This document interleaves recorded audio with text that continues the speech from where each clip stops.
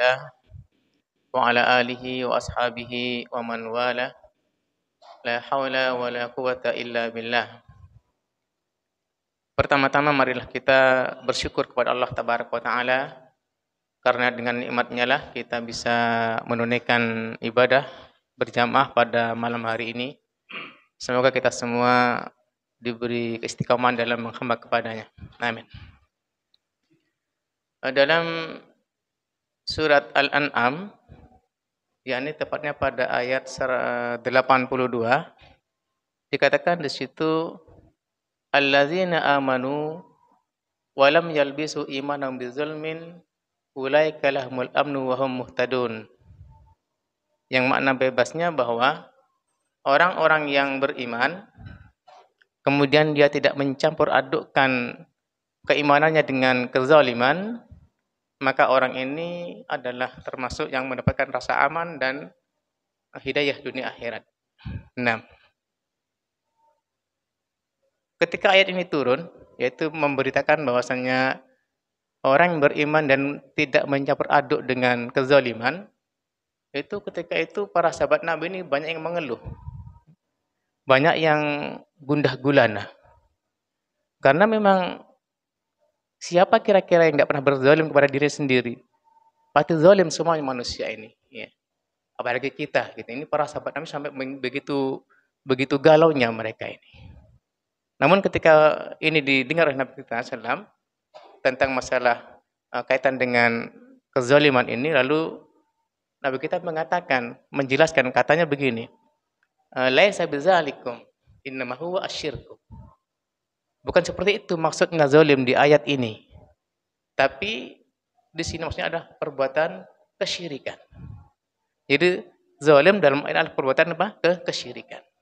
Sehingga maknanya adalah kemudian orang-orang yang beriman kepada Allah Tabaraka wa Ta'ala kemudian tidak mencampur aduk dengan nilai kesyirikan pada dirinya ini, maka itulah orang-orang yang mendapatkan rasa aman dan hidayah dalam dunia akhirat itu. Bukan zalim dalam makna umum, ya, tapi khusus pada masalah kesyirikan. Gitu. Mengapa demikian kok dikatakan dapat rasa aman? Kita maklum memang, kata ulama dikatakan bahwa karena perbuatan syirik itu bisa merusak ya, amalan seseorang, bahkan bisa membatalkan amalan seseorang. Tergantung daripada tingkat kesyirikannya.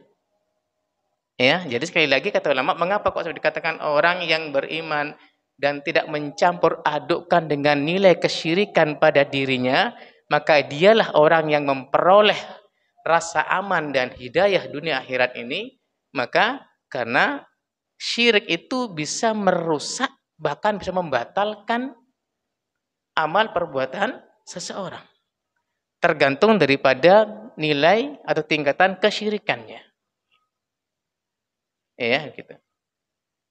Kemudian sisi lain juga, para ulama juga menjelaskan tentang apa itu definisi syirik. Ya, karena kita kadang kan suka, apa maksudnya kita kadang kan sudah tahu kan tidak boleh kita berbuat syirik begitu ya. Cuman terkadang kita ini tidak ngerti apa sih syirik itu, apa sih definisinya itu. Kemudian kita terjadi kepada kesyirikan pula karena tidak pahaman kita tentang masalah apa itu makna syirik. Definisi syirik itu maknanya adalah taswiyatu ghairillahi ta'ala billahi ta'ala fi ma huwa min khasaisillah tabaraka ta'ala.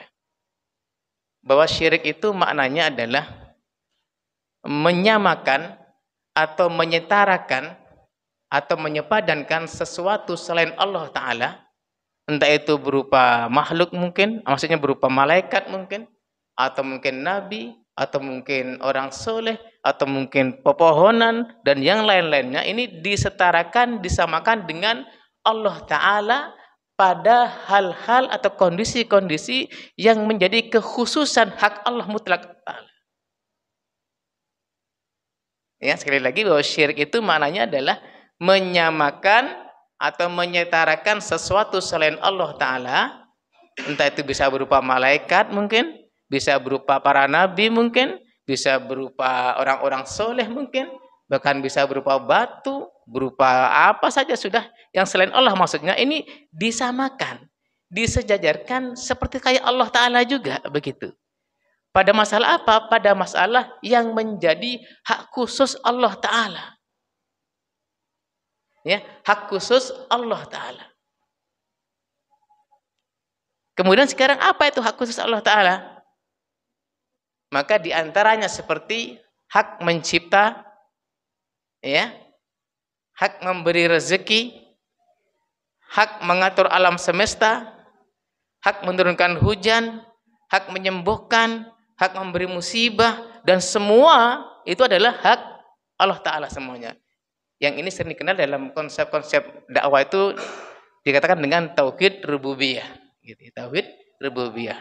Dalam hal penciptaan. Jadi kalau kita ini seorang muslim kemudian mengakui, meyakini dia ada sesuatu selain Allah Ta'ala yang juga bisa memberi rezeki mungkin, atau menyembuhkan mungkin, maka dia telah berbuat syirik terhadap hak khusus Allah di bidang ini, yaitu rububiyah.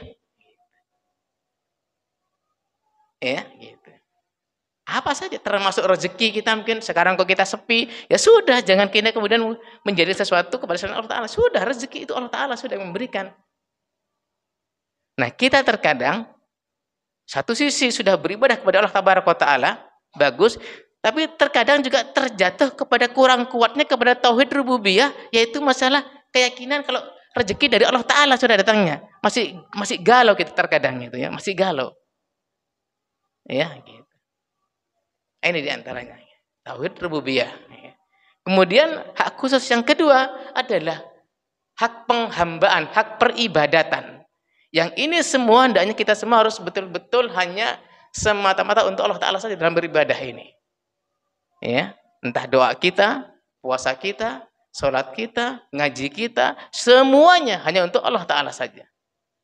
Memintanya kita hanya kepada Allah Ta'ala, tidak boleh kepada selainnya.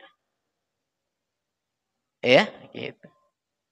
Nah, mengapa demikian? Karena dulu di zaman-zaman musyrikin Quraisy, mereka orang musyrikin Quraisy itu kalau ditanya tentang masalah siapa yang mencipta alam semesta, siapa yang ngasih rezeki, mereka semua faham itu Allah Ta'ala yang memberikannya.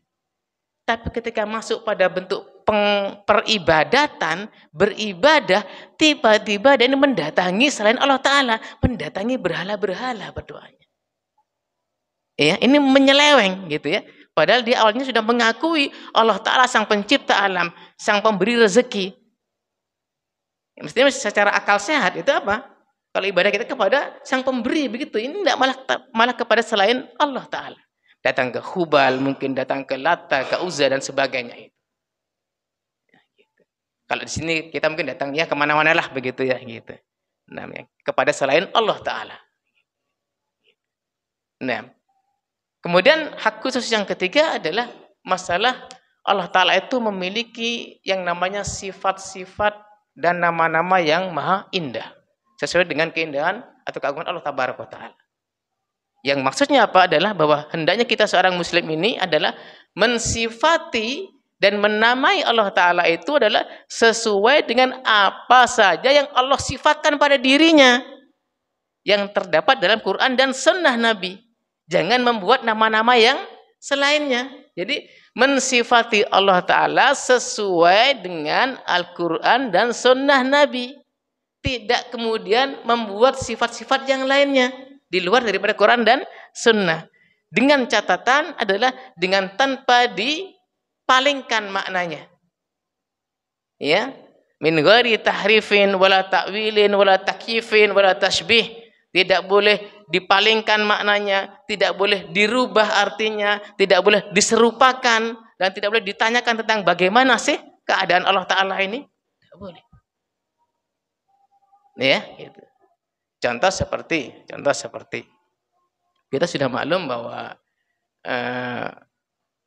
Nabi kita sering menyampaikan kepada para sahabat ketika itu bahwa Allah Ta'ala itu kalau setiap sepertiga malam terakhir dia itu turun ke langit dunia, kan begitu. Iya.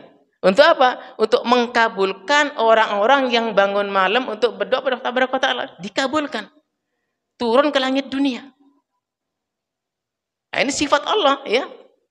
Turun, punya perbuatan turun di sini gitu.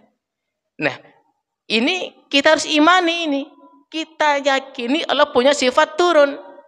Tetapi dengan tanpa apa? Dengan tanpa merubah maknanya, dengan tanpa memalingkan artinya, dengan tanpa menyerupakan dengan makhluk, atau mungkin juga dengan tanpa mempertanyakan kayak apa sih model turunnya?